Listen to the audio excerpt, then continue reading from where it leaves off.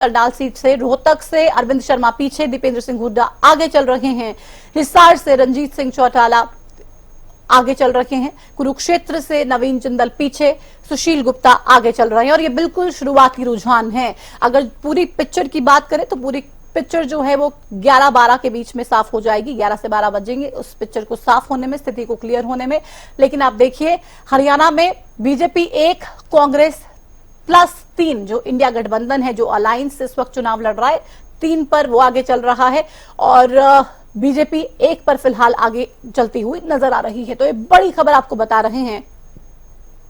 लगातार गेस्ट हमारे साथ जुड़े हुए हैं, चर्चा हमारे साथ कर रहे हैं। रामराजी शर्मा साहब, शुरुआती रुझान में कहीं ना कहीं कांग्रेस को बढ़त मिलती हुई नजर आ रही है, टेंशन हो रही है क्या अभी? ना जी, कोई टेंशन नहीं। 11 कमल खिलेंगे, देवतुल्य जनता जनार्दन पर हमारा पूरा विश्वास है और हमने काम किया। काम के आधार पर जनता ने हमारे को आशीर्वाद दिया। तो ये शुरुआती रुझान जो आ रहे हैं, इससे कोई चिंता, कोई परेशानी तो नहीं है ना आपको? ये शुरुआती जो रुझान आ रहे हैं, इससे कोई चिंता, कोई परेशानी की बात तो नहीं है? कतई नहीं है जी, कतई नहीं है। चलिए बहुत बढ़िया है। कांग्रेस वाले तो कह रहे हैं कि देखिए बीजेपी कुछ भी बोलती रहे, लेकिन हम लगातार कड़ी टक्कर आपको देंगे। आपको क्या लगता है रामराजी शर्मा जी, कांग्रेस से टक्कर है, ये मानते हैं या ये भी नहीं मानते कि टक्कर है ही नहीं किसी भी पार्टी से? देखो, कोई टक्कर नहीं है। ये तो कांग्रेस वाले हैं, ये आजकल क्या है कि दिन में सपने लेने लग गए, भाई हमारी सरकार बनने जा रही है, केंद्र में भी प्रदेश में भी बनेगी। अच्छा, इनको ये नहीं पता विश्व के सबसे लोकप्रिय और ताकतवर प्रधानमंत्री आदरणीय नरेंद्र मोदी जी ने पूरे विश्व में हमारा नाम रोशन किया है। उन्होंने ऐसे ऐसे काम किए हैं जो कभी असंभव था, पता ही नहीं था भाई ये काम भी हो जाएगा। ऐतिहासिक। बिल्कुल रामराजी शर्मा जी, प्रचार तो हो गया, प्रचार तो हो गया। अब लोगों ने क्या वाकई में इस बात के लिए फिर से मोदी जी के नाम पर मोहर लगा दी है, या उनके मन में किसी तरीके के और सवाल थे और उन तमाम सवालों के साथ वो आगे कहीं और चले गए हैं? अब से कुछ देर बाद स्थिति साफ हो जाएगी। लेकिन अंशवत जी, आपसे मैं सवाल करूंगी, क्योंकि रामराजी शर्मा साहब ने क्या कहा आपने सुना, जवाब देंगे इन्हें? देखिए, इन्होंने कहा कि ये कांग्रेस पार्टी को अपना सामने अपनी चुनौती नहीं मानते हैं। मैं ऐसा मानता हूँ कि इनका अहंकार है। इन्होंने ये भी कहा कि आप सपने ले रहे हैं सरकार बनाने के। जी, वही मैं कह रहा हूँ, क्योंकि कांग्रेस पार्टी जो है आज विपक्ष की भूमिका निभा रही है। इंडिया गठबंधन जो है वो विपक्ष की भूमिका निभा रहा है। इंडिया गठबंधन जो है वो आज 60% जो जनता की, देश की भागीदारी है उसको निभा रहा है। तो अगर वो कहते हैं कि वो इंडिया गठबंधन को चुनौती नहीं मानते, मतलब वो इस देश की 60% जनता को चुनौती नहीं मानते, मतलब उस देश की 60% जो जनता है उसको सीरियसली ही नहीं लेते हैं, क्योंकि वो विपक्ष को रिप्रेजेंट करती है। तो ये जो है कि इनकी अहंकार बोल रहे हैं कि किस प्रकार की 60% जो भागीदारी है इस देश की उसको वो चुनौती नहीं मानते, उसकी आवाज को नहीं सुनना चाहते, क्योंकि वो विपक्ष को रिप्रेजेंट कर रहे हैं। इन्होंने कहा कि ये आज, इन्होंने कहा कि हम लोग सपने देख रहे हैं। मैं इनको कह रहा हूँ कि आप थोड़ा सा समय रखिए। सपने आपने जो देखे थे, किस प्रकार से आपने तमाम सपने दिखाए थे इस देश की जनता को 10 साल पहले, और उसके विनाश पर आपने जो जनता को ठगने का काम किया है, वो जनता अब जाग चुकी है, अपने सपने से उठ चुकी है, और वो जनता जो वो आपके पक्ष में वोट देने वाली है। बिल्कुल, सपने तो सबने देखे, आपका सपना, सपने तो सबने देखे। रामराजी शर्मा जी, एक मिनट, सपने सबने देखे, और अभी किसके सपने साकार होंगे या किसके सपनों पे पानी फिरेगा, ये अभी कुछ देर बाद पिक्चर पूरी क्लियर हो जाएगी। आप देखिए टेली का आंकड़ा जो है लगातार बढ़ता जा रहा है। जो रुझान अब तक सामने आए हैं, 122 सीटों पर एनडीए आगे चल रही है और 75 पर इंडिया गठबंधन आगे चल रहा है। हमारे साथ इनेलो के प्रवक्ता भी हैं, ओमकार सिंह जी, आवाज आ रही है मेरी?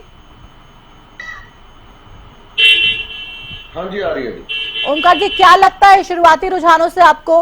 रतिमा जी आ रही है? जी जी, ओमकार जी, क्या लगता है शुरुआती रुझानों से आपको? रतिमा जी देखिए,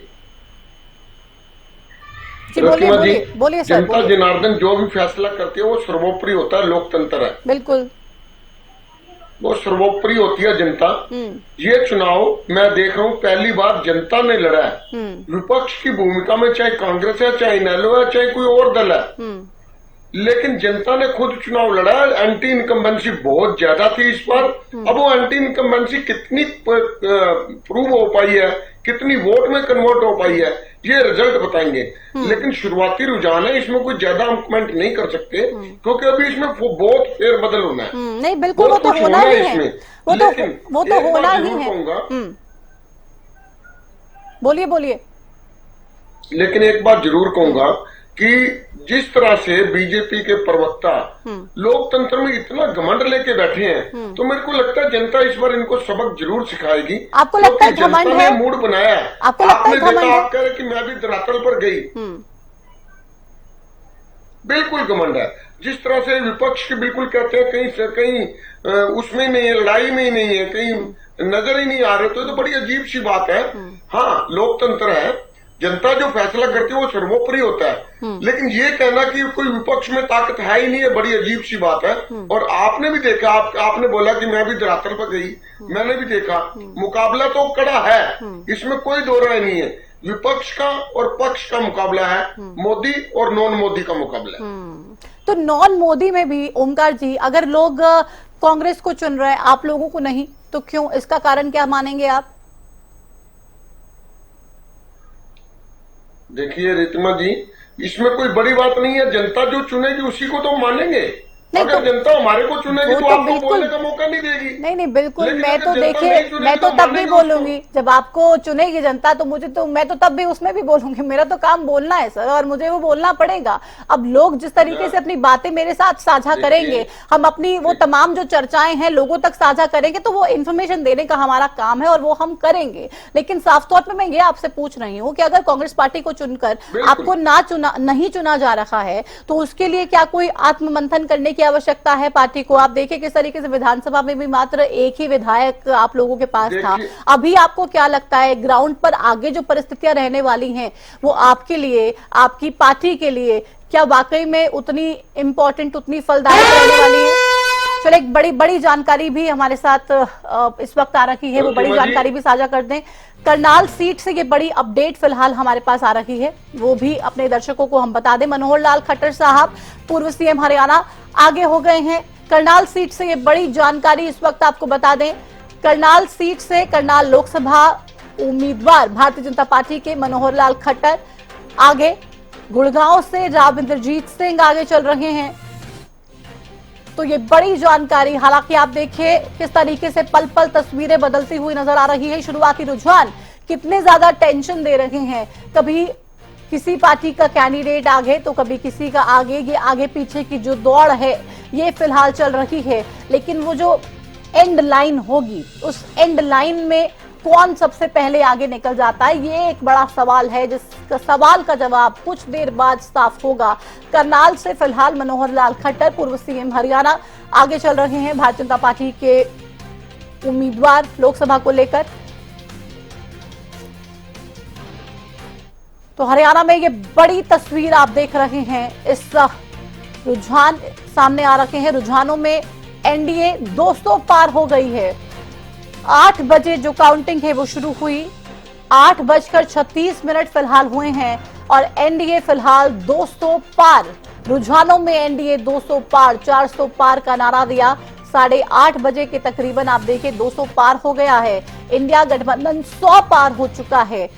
तो आप देखिए बिल्कुल हाफ नजर आ रहा है इंडिया गठबंधन एनडीए के मुकाबले में। एनडीए जहां 205, इंडिया 112 और अन्य 2 पर नजर आ रहे हैं। तो हरियाणा में बड़ा आप देखिए जो नंबर है वो बदल गया है। बीजेपी 5 पर आगे चल रही है और जो गठबंधन है वो 3 सीटों पर आगे चल रहे हैं। गठबंधन के उम्मीदवार जो रुझान सामने आ रहे हैं वो बता रहा है कि बीजेपी 5 सीटों पर आगे चल रही है। कांग्रेस और आम आदमी पार्टी का जो अलायंस है उनके उम्मीदवार 3 सीटों पर आगे चल रहे हैं। तो 8 सीटों के जो रुझान है वो सामने आ चुके हैं, जिसमें साफ तौर पे रोहतक से दीपेंद्र सिंह हुड्डा आगे चल रहे हैं। करनाल से हरियाणा के पूर्व सीएम मनोहर लाल खट्टर आगे चल रहे हैं। सिरसा से अभी अपडेट का इंतजार कर रहे हैं कि कब वो अपडेट आए। अशोक तंवर लगातार हर मंदिर में जा रहे हैं, माथा टेक रहे हैं, पूजा अर्चना कर रहे हैं। क्या फल मिलता है ये कुछ देर बाद साफ होगा, मालूम चलेगा। अंबाला से भी अभी इंतजार किया जा रहा है कि कोई जानकारी सामने आए और जिस तरीके से वो जानकारी आएगी तुरंत आपको बताएंगे। नरेंद्र मोदी आगे चल रहे हैं।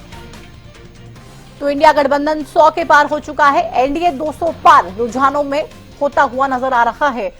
5-3 बीजेपी 5, कांग्रेस +3 नजर आ रहा है। 8 सीटों के रुझान जो हैं, 8 सीटों के जो ट्रेंड्स हैं, वो फिलहाल हमारे टीवी स्क्रीन पर कुरुक्षेत्र से नवीन जिंदल पीछे चल रहे हैं। तो बड़ी जानकारी, रामराजी शर्मा जी, तस्वीर अब थोड़ी थोड़ी बदलती हुई नजर आ रही है। 5 पर आप लोग आगे, 3+3 पर कांग्रेस और आम आदमी पार्टी के गठबंधन के उम्मीदवार। देखो, मैंने आपको पहले ही कहा था 11 कमल खिलेंगे देवतुल्य जनता जनार्दन के आशीर्वाद से, क्योंकि जनता का आशीर्वाद है हमारे ऊपर। हमने काम किया है, काम के आधार पर जनता के ऊपर हमारा पूर्ण विश्वास है। हरियाणा में ऐसे ऐसे काम किए जो आज तक हो ही नहीं पाए। पहले क्या भर्तियां किस आधार पर होती थी कांग्रेस के टाइम में, ये दूसरे भाई बैठे ये बताएंगे इनके टाइम में। आज से पहले हरियाणा में मनोहर लाल जी से पहले भर्तियां जातिगत आधार पर, तो महंगाई जो है रामराजी शर्मा जी, महंगाई, बेरोजगारी, ये चुनाव का मुद्दा था या नहीं था? इससे लोग परेशान थे या नहीं? बेरोजगारी को आप ये नहीं कह सकते। सबसे ज्यादा रोजगार हमने दिए हैं, और हमने किसान का बेटा, मजदूर का बेटा, गरीब का बेटा, जिसके चलिए रोकूंगी, आपको एक बड़ी जानकारी आ रही है, वो भी हम लगातार अपने दर्शकों को तक पहुंचा दें। बड़ी जानकारी, दिल्ली की सभी सीटों पर भारतीय जनता पार्टी आगे चल रही है। ये बड़ी खबर इस वक्त आपकी टीवी स्क्रीन पर आप देखिए। दिल्ली का मुकाबला वाकई कितना दिलचस्प, 7 सीटें और 7 की 7 सीटों में भारतीय जनता पार्टी को बढ़त मिलती हुई नजर आ रही है।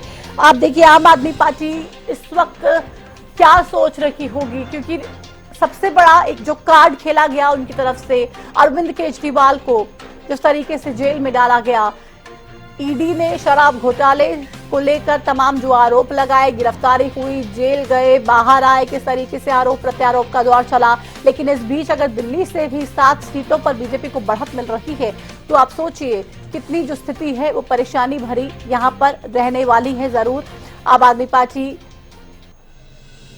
कांग्रेस का जो अलायंस फिलहाल यहां पर नजर आ रहा था, आप देखिए कहीं पर भी किसी भी तरीके से उनको आगे जाने का रास्ता नहीं मिल रहा है। 7 सीटों पे फिलहाल बीजेपी दिल्ली में भी आगे नजर आ रही है, 7 की 7 सीटें। इस बीच हरियाणा में भी कड़ा मुकाबला हो गया है, 4-4 गठबंधन आम आदमी पार्टी प्लस कांग्रेस का, इसको भी 4 सीटों पे जो इनके उम्मीदवार हैं वो आगे चल रखे हैं। और बीजेपी की भी अगर बात कर ली जाए तो जो 4 कैंडिडेट हैं वो भी आगे नजर आ रहे हैं। तो मुकाबला एकदम कड़ा है। रामराजी शर्मा जी आपसे बात कर रही थी, मैं आप अपनी बात पूरी कीजिए। फिलहाल हरियाणा में 4-4 का आंकड़ा, 4 कांग्रेस प्लस और 4 बीजेपी। रामराजी शर्मा जी, आपको बताया था हमने बहुत अच्छा काम किया है। आप रोजगार के ऊपर बात कर रहे थे, सबसे ज्यादा रोजगार हमने दिया है। हमने ठेका प्रथा खत्म करी है। ठेकेदार क्या करता था, पहले 1-1, 2-2 महीने के लिए रखता था, उससे पैसे ले लेता था, 2-4-6 महीने बाद उसको हटा देता था, फिर दूसरा रख देता था, उससे पैसे ले लेता था, उसका PF ESI जमा नहीं करता था। हमने ठेका प्रथा खत्म करी, कौशल रोजगार निगम हम लेकर आए, उसके अंतर्गत बच्चों को रोजगार मिल रहा है। और हमने सरकारी भर्तियों में भी पारदर्शिता अपनाई, बिना खर्ची बिना पर्ची के। आज किसान का बेटा, गरीब का बेटा, मजदूर किसानों की बात करें, हर जगह पर आप गए, किसानों ने विरोध प्रदर्शन किया, हर जगह आपके कैंडिडेट्स का विरोध प्रदर्शन हुआ। आप लोग लगातार कहते रहे कि वो प्लांटेड है, वो कांग्रेस द्वारा करवाया जा रहा है, कांग्रेस के लोग कर रहे हैं। अभी मुकाबला नजर आ रहा है। अगर इतना ही काम आप लोगों ने किया और लोगों ने आपके काम के नाम पर वोट दिया, तो इतनी टक्कर कांटे की शुरुआती दौर में नजर आनी चाहिए। ये ठीक लग रही है आपको? देखो, ये तो जो जनता जनार्दन है, जनता जनार्दन का आशीर्वाद हमारे साथ है भाई। अभी शुरू में देख लेना, उसके बाद में अपना पिक्चर क्लियर हो जाएगी। चलिए, तो आपने मतलब आपने लड्डू वगैरह सब मंगवा के रख लिए हैं?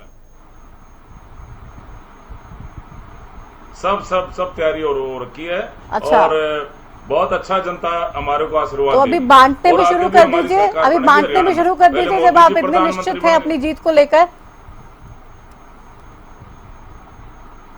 क्योंकि जनता का आशीर्वाद है ना, हम जनता के ऊपर भरोसा करते हैं। जनता का आशीर्वाद है, इनकी तरह जनता को वो तो कहते नहीं, कोसते तो है नहीं। हाँ, ठीक है, हाँ। ठीक है। अंशवत जी, बीजेपी वालों ने तो लड्डू मंगवा के रखे हैं, पूरी तैयारियां कर ली हैं। आप लोगों की क्या तैयारियां हैं? जो शुरुआती रुझान आ रहे हैं, इसको लेकर कितने उत्साहित हैं? या अभी जिस तरीके से मैं देख रही हूँ एकदम नपी तुली बात कर रहे हैं और बिल्कुल अपनी लाइन पर हैं कि आप देखिए हमने जो दावा किया था वो यही है और ग्राउंड पे जो रियलिटी है वो भी यही है और साफ तौर पे लोग हमारे साथ जाते हुए नजर आ रहे हैं।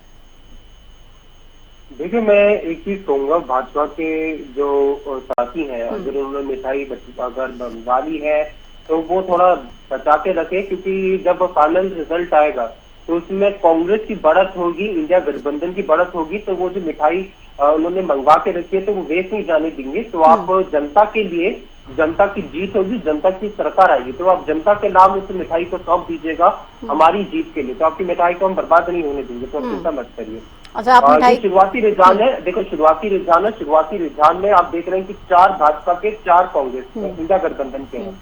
लेकिन क्या अगर आप देखेंगे 2019 में क्लीन स्वीप क्या था, 10 की 10 सीटें जो थी वो भाजपा के पक्ष में आई थी। लेकिन अगर आज 4 सीटें अगर जो भी शुरुआती रुझान में इंडिया गठबंधन के पक्ष में आ रही है, तो जनता का रुझान जो वो साफ साफ दिख रहा है कि किस प्रकार से जो जनता है उसने भाजपा को नकारने का काम जो है वो शुरू कर दिया है।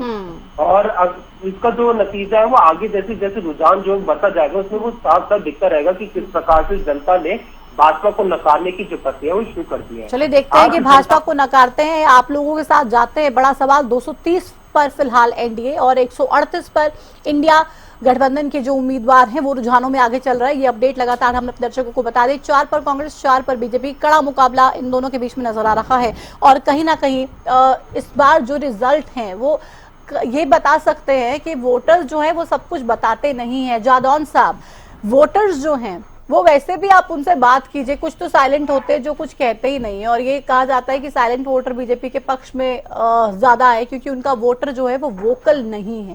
लेकिन इस बार शुरुआत में ही इतनी कड़ी टक्कर जो हम लगातार देखते आए हैं और लगातार कहते रहे हैं कि ऐसी बहुत सी सीटें हरियाणा में हैं जो बिल्कुल फंसी हुई हैं, जिनको लेकर ये बिल्कुल नहीं कहा जा सकता है कि कांग्रेस प्लस जीतेगी या फिर बीजेपी जीतेगी। नहीं, देखिए कड़ा मुकाबला हो गया और उसका कारण था कि 10 साल का शासन हो गया। 10 साल में एंटी इनकम्बेंसी भी क्रिएट होती है और इसके अलावा मतदाता बहुत साइलेंटली देखता है, बड़े गौर से फैसला करता है। देखिए 2014 में भी जनता ने ही चुनाव लड़ा था, बिल्कुल, क्योंकि जनता जो है 10 साल का यूपीए का शासन देख चुकी थी। मुंबई हमला हुआ और तमाम तरह के आतंकवादी हमले हुए, तमाम तरह की घटनाएं हुई और कई करप्शन के केसेस हुए। तो उसका लाभ जो है फिर अपोजिशन में बैठी भारतीय जनता पार्टी को मिला और उनको ये लगा कि हमने कमाल कर दिया। कमाल तो मतदाता ही करता है हमेशा। 77 में भी उसने किया। अभी भी महंगाई, बेरोजगारी बहुत हाइक पर है, स्काई लेवल पर पहुंच चुकी है, आसमान छू रही है महंगाई। स्थिति ये है कि अभी मतदान होते ही टोल प्लाजा के राजमार्ग प्राधिकरण ने 5% टोल टैक्स बढ़ा दिया और कई डेयरियों ने अपना दूध की कीमतें बढ़ा दी। बिल्कुल।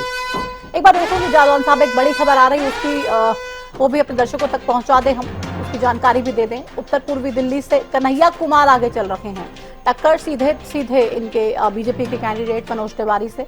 और फिलहाल कन्हैया कुमार जो है वो आगे नजर आ रहे हैं, मनोज तिवारी पीछे चल रहे हैं। करनाल से मनोहर लाल खट्टर फिर पीछे हुए, ये बड़ी जानकारी आपको बता रहे हैं। करनाल से मनोहर लाल खट्टर साहब फिर से पीछे हो गए हैं, आगे पीछे। कभी दिव्यांशु बुद्धिराजा आगे चल रहे हैं, कभी खट्टर साहब आगे चल रहे हैं, फिर आगे चले जाते हैं दिव्यांशु बुद्धिराजा, खट्टर साहब पीछे हो जाते हैं, लेकिन फिर से खट्टर साहब आगे निकल जाते हैं। तो ये रेस चल रही है, आगे पीछे फिलहाल हो रहा है। आप देखिए, लेकिन कड़ा मुकाबला कितना है, एक तरफा बिल्कुल भी यहाँ पर नजर नहीं आ रहा है। शुरुआती ट्रेंड्स हैं, हालांकि हम बार बार बोल रहे हैं ये सिर्फ और सिर्फ ट्रेंड्स हैं, ये रुझान है, ये फाइनल नतीजे नहीं है। 230 पर एनडीए, 138 पे इंडिया, 4 कांग्रेस प्लस और 4 बीजेपी आगे फिलहाल नजर आ रहे हैं। हरियाणा से भी जो बड़ी जानकारी आपको बता रहे हैं, मनोहर लाल खट्टर साहब फिर से पीछे हो चुके हैं, दीपेंद्र हुड्डा आगे चल रहे हैं लगातार। कांग्रेस पार्टी, आम आदमी पार्टी के उम्मीदवार, गठबंधन के उम्मीदवार दीपेंद्र सिंह हुड्डा आगे, दिव्यांशु बुद्धिराजा आगे चल रहे हैं और अंबाला से बंतो कटारिया जो हैं वो आगे चल रही हैं। ये बड़ी खबर आपको बता रहा है, बड़ी जानकारी। अब देखिए हरियाणा में जो 10 की 10 लोकसभा सीटें हैं उसके रिजल्ट्स क्या रहते हैं। 10 लोकसभा सीटों में लोग किसको चुनते हैं, किसके साथ जाते हैं, क्या स्थिति रहती है, ये तमाम चीजें अब से कुछ देर बाद साफ हो जाएंगी। शुरुआती जो रुझान है वो बहुत कुछ बयां करते हैं और वो साफ तौर पे ये बयां कर रहे हैं कि हरियाणा में मुकाबला इतना आसान नहीं है। 11 सीटें भले ही बीजेपी जीतने की बात कर रही हो, लेकिन कांग्रेस कड़ा मुकाबला दे रही है। गठबंधन के जो उम्मीदवार हैं वो कड़ा मुकाबला दे रहे हैं। राजनाथ सिंह आगे चल रहे हैं करनाल से, लेकिन मनोहर लाल खट्टर एक बड़ा चेहरा वो पीछे लगातार आपको अपडेट्स दे रहे हैं। बीजेपी गुड़गांव से आगे चल रही है, कुरुक्षेत्र से आम आदमी पार्टी आगे, हिसार से कांग्रेस आगे चल रही है फिलहाल, अंबाला से बीजेपी, सिरसा में भी कांग्रेस फिलहाल आगे चल रही है। तो ये बड़ी अपडेट्स आपकी टीवी स्क्रीन पर लगातार हरियाणा न्यूज के माध्यम से हम आपको दिखा रहे हैं, बता रहे हैं किस तरीके से पल पल तस्वीरें बदलती हुई नजर आ रही है। आप देखिए लीड जो है फिलहाल अंबाला और गुड़गांव में ही भारतीय जनता पार्टी को मिलती हुई नजर आ रही है। सिरसा, करनाल, सोनीपत, रोहतक, कुरुक्षेत्र और हिसार, यहां पर कांग्रेस पार्टी और कांग्रेस पार्टी के साथ जो अलायंस के उम्मीदवार हैं वो आगे चल रहे हैं। हालांकि हम इंतजार कर रहे हैं कि अपडेट हमें जल्दी से मिले, हमें मालूम चले कि फरीदाबाद से क्या कुछ जानकारी आ रही है। हमारे साथ आम आदमी पार्टी के प्रवक्ता सुखबीर तंवर साहब भी जुड़ चुके हैं स्टूडियो से। तंवर साहब, बहुत स्वागत। क्या लगता है शुरुआती रुझान जो हैं ज्यादातर गठबंधन उम्मीदवारों के पक्ष में नजर आ रहे हैं, आगे चल रहे हैं ज्यादातर सीटों पर, क्या लगता है, क्या कैसे देख रहे हैं आप? देखिए, जिस प्रकार से हरियाणा प्रदेश का विषय है और जिस तरह से भारतीय जनता पार्टी की केंद्र और प्रदेश सरकार के खिलाफ जिस प्रकार से एक मुखालफत रही और जो आशाएं थी प्रदेश की वो काफी हद तक खराब रही इन विगत के 10 सालों में। और इसमें किसान आंदोलन का विषय लगा लो, फिर उसके बाद महिला खिलाड़ियों का विषय, कई ऐसे विषय रहे जो हरियाणा और पंजाब उसमें बेहद मैं कहूं कि प्रभावित रहे। तो उन लोगों का गुस्सा है जो मुझे लग रहा है कि मतदान के रूप में उभर रहा है भारतीय जनता पार्टी के खिलाफ। लेकिन तंवर साहब, ये तो मानने को तैयार नहीं है ना बीजेपी वाले। आप कह रहे हैं कि बहुत सारे मुद्दे हैं, किसानों का मुद्दा हो और चाहे खिलाड़ियों का मुद्दा हो, ये तो कहते हैं कि नहीं, मोदी जी का नाम ऐसा है कि विदेशों में डंका बज रहा है और लोग मानते हैं उस बात को। इतने जो काम हमने कर दिए, नौकरियां दे दी हमने पारदर्शिता के आधार पर, खर्ची पर्ची बंद कर दी और तमाम जो गलत चीजें थी कांग्रेस के राज में वो खत्म कर दी। आपसे आऊंगी, वापस सवाल पूछूंगी, लेकिन बड़ी जानकारी आ रही है फिलहाल अपने दर्शकों को वो जानकारी दे दे। सिरसा से कांग्रेस की कुमारी शैलजा आगे चल रही हैं, बड़ी जानकारी सिरसा से आपको बता दें, कुमारी शैलजा आगे चल रही हैं। तो तमाम उम्मीदवार आप देखिए, रोहतक से दीपेंद्र सिंह हुड्डा आगे चल रहे हैं। हरियाणा में ये कड़ा मुकाबला नजर आ रहा है और देखिए रोहतक से दीपेंद्र सिंह हुड्डा आगे, सिरसा से कुमारी शैलजा आगे नजर आ रही हैं। नवीन जिंदल कुरुक्षेत्र से पीछे चल रहे हैं।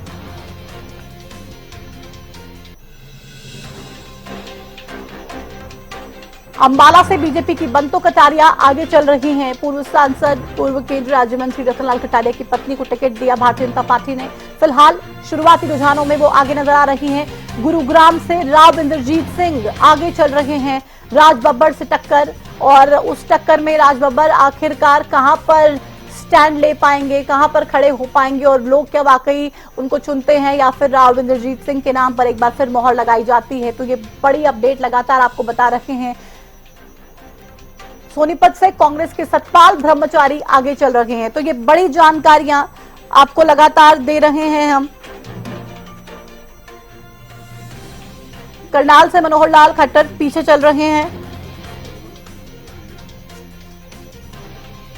सिरसा से कांग्रेस की कुमारी शैलजा आगे। तो बीजेपी को लीड जो है अंबाला और गुरुग्राम में फिलहाल मिलती हुई नजर आ रही है। सिरसा, करनाल, सोनीपत, रोहतक, कुरुक्षेत्र, हिसार, इन तमाम सीटों पर फिलहाल कांग्रेस के जो उम्मीदवार है, गठबंधन के जो उम्मीदवार है वो आगे चल रहे हैं। कुरुक्षेत्र से जिस तरीके से कड़ा मुकाबला लगातार देखने को बात हो रही थी नवीन जिंदल और जो गठबंधन के उम्मीदवार है सुशील गुप्ता, उनके बीच में, तो वहां पर भी सुशील गुप्ता बाजी मारते हुए शुरुआती रुझानों में नजर आ रहे हैं।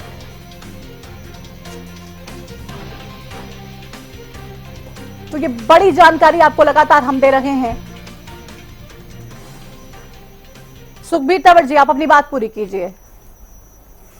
देखिए, जिस प्रकार से रुझान आए हैं, अभी तो कोई भी बात कहना बड़ी जल्दबाजी है, लेकिन निश्चित तौर पे हरियाणा, पंजाब, दिल्ली और चंडीगढ़ के नतीजे भारतीय जनता पार्टी के बहुत खिलाफ जाएंगे। और इसमें लोगों का दिल्ली में तो फिलहाल बीजेपी आगे चल रही है 7 सीटों पर। अल्टीमेटली मेरा मानना है कि इस दिल्ली, पंजाब, हरियाणा, चंडीगढ़, इनमें भारतीय जनता पार्टी का काफी विरोध है और निश्चित तौर पे गठबंधन के उम्मीदवार बहुत अच्छी सफलता हासिल करेंगे। बिल्कुल आश्वस्त हैं। कितनी सीटें आपको लगता है जीत जाएंगे? ये तो नहीं कह सकता, लेकिन बहुत काफी अच्छी सीटें आनी चाहिए। बीजेपी 2 और कांग्रेस +6, जो ये स्क्रीन पे आंकड़ा देख रहे हैं, देख के खुशी तो हो रही होगी, लग रहा होगा कि वाह भाई बहुत मेहनत की थी, और अभी जब नतीजे आ रहे हैं तो हमारे पक्ष में है, तो अच्छा लग रहा है। हरियाणा में तो माहौल आपने भी देखा, जिस तरह से भारतीय जनता पार्टी के प्रत्याशियों को जिस तरह के विरोध का सामना करना पड़ा, वो मुझे उन लोगों ने कहा कि आप लोग करा रहे हैं विरोध, आप लोग कांग्रेस पार्टी के लोग करवा रहे हैं, ये एजेंडा फैलाते हैं, जानबूझकर इस तरीके के काम कर रहे हैं। नतीजे बता रहे हैं कि कोई पार्टी करा रही थी या जनता कर रही थी। लेकिन ओवरऑल अगर बात करें तंवर साहब, 230 एनडीए और 138 इंडिया, फिलहाल क्या लगता है आपको? ये तो देखो, अभी शुरुआती पोस्टल बैलेट और उनकी काउंटिंग हुई होगी, अभी तो हम नहीं कह सकते, लेकिन ये है कि अल्टीमेटली जब 6-7 राउंड की गिनती हो जाएगी तब कुछ तस्वीर साफ होगी। अभी तो बहुत जल्दबाजी है कोई भी बात कहना। अब देखिए रामराजी शर्मा जी, आप तो इतने उत्साहित है, कह रहे मिठाई तक मैंने मंगवा ली है, और कांग्रेस वाले, आम आदमी पार्टी वाले एक साथ मिलकर चुनाव लड़ रहे हैं, बिल्कुल नपी तुली बात कर रहे हैं। फिलहाल ना ज्यादा उत्साहित नजर आ रहे हैं, ना ज्यादा खुश नजर आ रहे हैं कि भाई हमारे पक्ष में शुरुआती रुझान आ रहे हैं, और साफ तौर पे एक ठहराव नजर आ रहा है। क्या कहेंगे इस ठहराव को आप? देखो, ये शुरुआती रुझान है, और मैं पहले भी मैंने जैसे आपको बताया था, तो जनता जनार्दन के ऊपर हमारा विश्वास है और वो उनका आशीर्वाद हमारे को जरूर मिलेगा। हमने काम किया, काम के आधार पर हम जनता जनार्दन का आशीर्वाद लेने गए थे। जैसे इनके क्या नाम है, नेता है, जनता जनार्दन को श्राप देते हैं, कभी कहते हैं मैं कुरुक्षेत्र की धरती पर श्राप देता हूँ, वह बीजेपी का वोटर राक्षस है, राक्षस है। हम उसको देवतुल्य कहते हैं, और फिर कहते हैं मैं श्राप। अरे श्राप देना है तो आप उसको दीजिए जिसने आपको हरियाणा की राजनीति से बाहर कर दिया। आपका श्राप कोई दुर्वासा मुनि का श्राप थोड़ा है, ये तो जनता है, जनता तो देवतुल्य होती है। भाई कल तक आपके साथ थी, आज हमारे साथ है, और आज पता चल जाएगा जनता किसके साथ है। वाकई पता चल जाएगा। जनता तो कुछ भी कर सकती है। हाँ, बिल्कुल जनता ही है, और जनता का फैसला ही सर्वोपरि है। आज तमाम जो नेता हैं भले ही लाख दावे कर लें, लेकिन उनके दावों को हकीकत में तब्दील करना है या फिर नहीं, ये सिर्फ और सिर्फ जनता जनार्दन के हाथ में है। और ये आम लोग ही जानते हैं, वो वोटर्स ही जानते हैं कि इस बार किसकी सरकार, इस बार क्या प्लान उन्होंने किया, इस बार क्या लगता है उनको कि वाकई में सिर्फ मोदी जी के नाम पर वोट दे दी जाए, या फिर तमाम जो मुद्दे, अलग अलग परेशानियां उनकी रही, उनके बारे में भी सवाल पूछे जाए। क्योंकि ग्राउंड पर जब हम गए तो लगातार वोकल थे लोग और कह रहे थे कि ठीक है मोदी जी काम कर रहे हैं, लेकिन आप देखिए जो इतनी सारी परेशानियां हैं उसको लेकर जवाब कौन देगा। जादौन साहब, इतनी सारी परेशानियों के बारे में तो कोई बात करता नहीं है, साफ तौर पे ये कहता है कि भाई मोदी जी का नाम है, विदेशों में इतना ज्यादा डंका बज गया भारत का, और उससे भारत को काफी फायदा हो रहा है। मोदी जी का नाम है तो सब कुछ बढ़िया है। तमाम कैंडिडेट्स भी ये कहते हुए नजर आए कि मैं वोट नहीं मांग रहा हूं, आप मोदी जी को वोट दीजिए, ये वोट मोदी जी के लिए, आप मोदी जी को चाहते हैं तो उनके नाम पर वोट दे दीजिए, मुझे वोट नहीं चाहिए आपकी। जादौन साहब, ये जो पहले तो एक दौर ऐसा भी आया जो इंदिरा इज इंडिया और इंडिया इज इंदिरा का नारा चल पड़ा था, लेकिन इंदिरा जी की चुनाव हारी, वो 77 में हार गई, और फिर 80 के बाद फिर पावर में आई, तो फिर इसके बाद क्या हुआ, तो ये सब घटनाक्रम है। इसके बाद कांग्रेस से बढ़ती चली गई। तो ये बहुत लंबे समय तक, कई बार कांग्रेस के नेता नेहरू की लीगेसी की बात करते हैं, तो नेहरू की लीगेसी कब तक चलती रहेगी। आज जो है नेहरू करके चले गए, उन्होंने देश का निर्माण किया, स्थापनाएं कर गए, जो भी विकास कर सकते थे वो कर गए, और कमियां और खूबियां जो भी रही हो, लेकिन आज आप क्या कर रहे हो, उनकी पार्टी क्या कर रही है, उसके आधार पर फैसला होता है। अब ठीक है कि मोदी जी ने 2 टर्म जो है प्रधानमंत्री पर संभाला है और लगातार उन्होंने काम भी किया है, लेकिन कुछ कमियां भी होती हैं, जैसे महंगाई और बेरोजगारी, 2 बड़े मुद्दे हैं। तो आपको लगता है इसको भी एड्रेस किया जाना चाहिए था? क्योंकि साफ तौर पे जिस तरीके से बीजेपी के तमाम जो प्रवक्ता कहें या लीडर्स कहें, सबने निगलेक्ट कर दिया, सिर्फ और सिर्फ मोदी जी के नाम के सहारे वो चुनावी मैदान में उतरे, लोगों की क्या परेशानियां हैं, क्या मुद्दे हैं, इस बारे में जिक्र किया ही नहीं। नहीं करना चाहिए ना, यही तो कमी है। लोगों को लगता है कि ये तो महंगाई बेरोजगारी को कहीं छूना भी नहीं चाहते और वो ये सोचते हैं कि ये कोई समस्या ही नहीं है। देखिए कि महंगाई का अभी मैं ये कह रहा हूँ, एग्जिट पोल से पहले एक सर्वे हुआ जो एजेंसियों ने सर्वे किया, उसमें ये आया था कि अब महंगाई बेरोजगारी बहुत बड़ा मुद्दा बन चुका है, आम मतदाता की सोच में है। तो अब वो अपनी सोच के हिसाब से मतदान करेगा। वो तमाम ठीक है, फॉरेन पॉलिसी पर आप क्या कर रहे हैं, ये कर रहे हैं, लेकिन घर की समस्याओं का निपटारा तो पहले चाहिए आपको। जिसके बूते पर आप शासन कर रहे हैं और जिसके बूते पर आप बाहर जा रहे हैं, अगर आप घर की समस्याओं का निपटारा नहीं करेंगे तो बाहर कौन देखेगा आपको? तो आपको जाने का मौका ही नहीं मिलेगा। बिल्कुल, तो ये देखने की जरूरत थी, इसलिए ये मुकाबला खड़ा हो गया। कांग्रेस को ताकत मिली, ऑक्सीजन मिल गई, कांग्रेस को प्राणवायु मिल गई है और वो मजबूती के साथ खड़ी है। अब वो ये नहीं कह सकते कि सरकार कौन बनाएगा, लेकिन मुकाबला तो है ना। बिल्कुल, मुकाबला तो कड़ा है। ओमकार जी, आपको क्या लगता है अभी जिस तरीके से तमाम जो हम मुद्दों की जिक्र कर रहे थे और ये बात कर रहे थे कि मुद्दों के बारे में भी बात होनी चाहिए थी, तो चुनावों में क्या बीजेपी को इन मुद्दों को भी एड्रेस करना चाहिए था या ये बोलना चाहिए था कि वाकई में हम मानते हैं ये परेशानियां हैं, हम कोशिश करेंगे कि हम इनको सुलझाएं?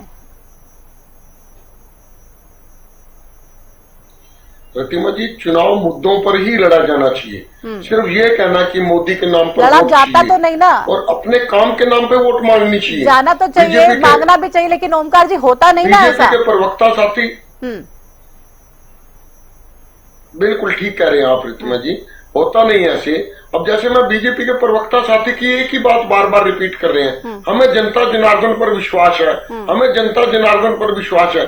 अरे विश्वास का कोई तो कारण होगा। वो कह रहे हैं मोदी जी को ही वोट देंगे, हमें विश्वास है कि मोदी जी को ही वोट देंगे, वो बार बार ये कह रहे हैं। देखिए, मोदी जी के कारण ही तो आज किसान सड़कों पर बैठा है। क्यों बैठा शंभू बॉर्डर पर? क्यों बॉर्डर बंद हुए पड़े, खनौरी और शंभू बॉर्डर? क्या वो दिल्ली जाने के अधिकारी नहीं है? क्या वो हरियाणा और प्रदेश देश के वासी नहीं है? क्या दिल्ली भारत की राजधानी नहीं है? ये बहुत अजीब बात है। सभी आपको एक बड़ी खबर आ रही है, उसके बाद आपसे आपकी जो बात है वो आप पूरी कीजिएगा। एक बड़ी खबर आ रही है, फिलहाल वो जानकारी अपने दर्शकों तक हम पहुंचा दें। लगातार बैक टू बैक हम ब्रेकिंग फायर कर रहे हैं, आपको बता रहे हैं भिवानी महेंद्रगढ़ से बीजेपी आगे चल रही है। तो बीजेपी के लिए राहत भरी खबर, भिवानी महेंद्रगढ़ धर्मवीर सिंह यहां से भारतीय जनता पार्टी के जो उम्मीदवार हैं वो चुनावी मैदान में हैं, आगे चल रहे हैं। साफ तौर पे ये बड़ी जानकारी आपको बता दें, कैंडिडेट्स किस तरीके से आगे पीछे फिलहाल हो रहे हैं। रुझान शुरुआती आ रहे हैं, 1200 वोट से बढ़त बीजेपी के कैंडिडेट को, धर्मवीर सिंह को यहां पर शुरुआती रुझानों में मिलती हुई नजर आ रही है। भिवानी महेंद्रगढ़ से बीजेपी के जो कैंडिडेट हैं वो आगे चल रहे हैं। धर्मवीर सिंह भिवानी महेंद्रगढ़ सीट से, भिवानी महेंद्रगढ़ लोकसभा सीट से आगे चल रहे हैं। जो डिफरेंस है 1200 वोटों का जो मार्जिन है उससे आगे चल रहे हैं धर्मवीर सिंह। लेकिन आपको बता दें शुरुआती जो रुझान है 6 कांग्रेस प्लस के पक्ष में जाते हुए नजर आ रहे हैं और बीजेपी के पक्ष में 4 रुझान फिलहाल नजर आ रहे हैं। तो भिवानी महेंद्रगढ़ से आप देखिए किस तरीके से कांग्रेस के जो उम्मीदवार रावदान सिंह चुनावी मैदान में थे और किरण चौधरी की जो बेटी है श्रुति चौधरी, उनका टिकट कटा, किस तरीके से नाराजगी जाहिर की। राहुल गांधी जब रैली करने के लिए पहुंचे किस तरीके से आपस में तू मैं भी हुई। राहुल गांधी बीच में बैठे थे, रावदान सिंह और किरण चौधरी किस तरीके से शिकायत करते हुए नजर भी आए। वो तमाम तस्वीरें भी हमने देखी। तो कितना नुकसान यहाँ पर पहुंचाया जाएगा, ये भी एंगल इस सीट के बारे में जब हम विस्तृत चर्चा करेंगे, जब आगे जब स्थिति साफ होगी तब बात होगी, तो इस बारे में भी बात की जाएगी और साफ तौर पे ये मालूम होगा कि आप देखिए संकट जो है वो क्यों आया, कैसे आया, वो एनालिसिस बाद में किया जाएगा। लेकिन ओमकार सिंह जी, आप अपनी बात पूरी कीजिए, आप कुछ कह रहे थे। ओमकार जी, आवाज आ रही है मेरी? जनता के पास यही तो